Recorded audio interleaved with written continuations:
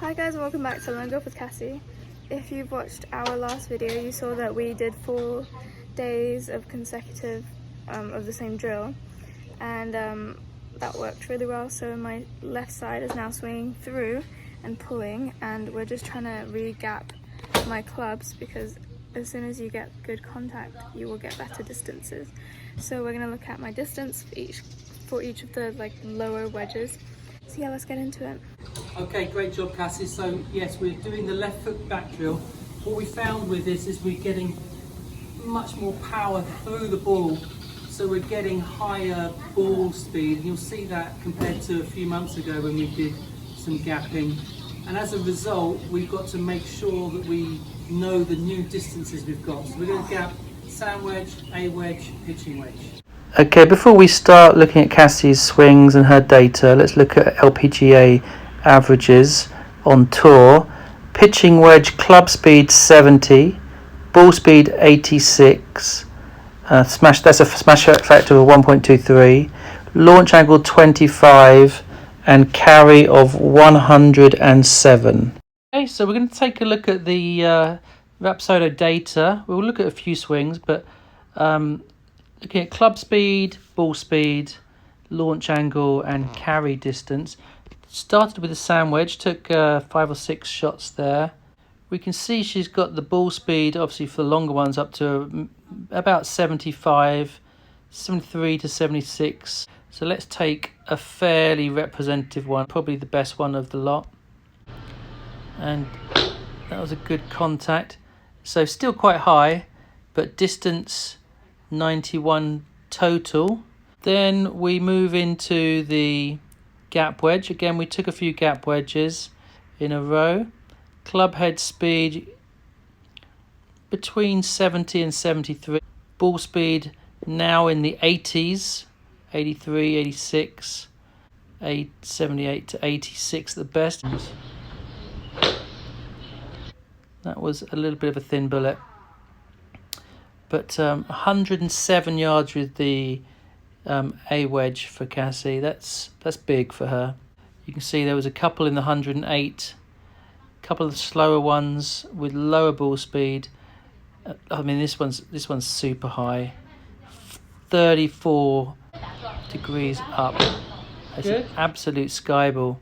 Let's go to the pitching wedge now. Look at this one. Club head speed a little bit lower, but the ball speed is now picking up into the higher 80s. So club speed 68, ball speed 88, launch angle 25. This is now in the right zone.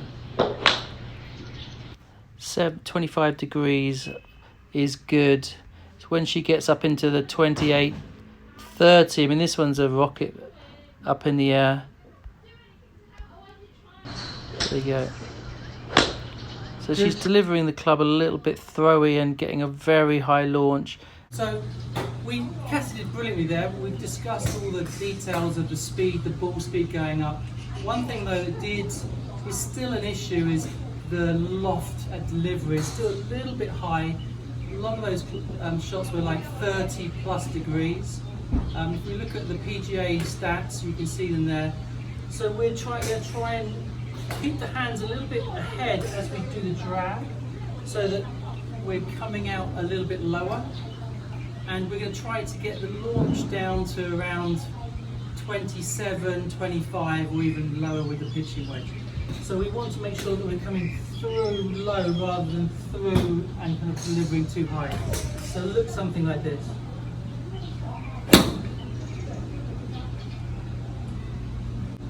For me, that felt like I've really controlled the flight, and it came out nice and low, but didn't give up any distance, and when it landed, it really span because I came in nice hard and got all the grooves cutting through the ball to give it a little bit of spin to stop.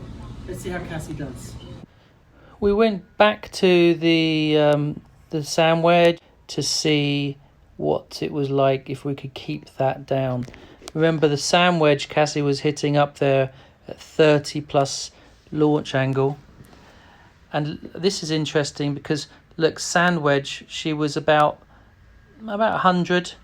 Now club head speed is 75, ball speed 90, launch 25, carry. Good, it's Cassie. Good. It's a big difference. And yeah, so ball speed up to the higher 80s and touching on the 90s. This is an interesting one. Club speed 69, ball speed 91. The smash factor on that would be brilliant. There we go, okay. So also by practicing the hands feeling like they're kind of going through lower, we actually get better compression through the ball, which means we're getting better ball speed as it comes off the club face. I mean, we've jumped massively there from the about 100 to 116. Have a look at this one. That's good swing. 90 ball speed. So when we were looking at the Lpga pitching wedge was averaging 86 ball speed and 107 carry. We've got the ball speed up there and the carry's gone miles. Now we're going to have to work on Cassie's distance, because look, when we did the second drill with keeping the hands really compressing through, we're looking at 119, 119, 116, 110. If we go back to the beginning, we're looking at carry 86, 85, 86, 90. That's nearly 20 to 30 yards difference. So the next video or set of videos in the coming future is to see if we can't keep the club speed and the ball speed and the launch exactly the same or very closely dispersed, so we see the carry becoming more regular. I mean, if she was hitting that same shot with a pitching wedge, we're talking probably 130 carry, which is going to take her off the back of the green if it's only a 110 distance. Okay, so I've put the smash factor in now at the far right, and you can see the smash factor 1.35, 1.31.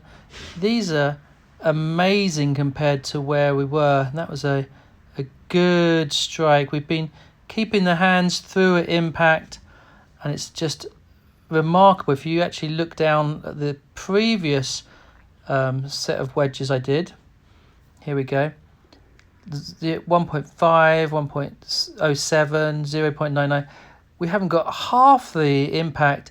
As a consequence, the carry's not going so far. So everything's connected. If you hit the ball that much differently, we get a better smash factor, faster ball speed, and then of course the launch angle's lower and the carry is vastly increased. We've got to know our gaps for how we're swinging, and that means control. So we'll be doing those drills more in the future. Thanks for watching this video, guys. We hope you enjoyed it. Click thumbs up and subscribe. Bye.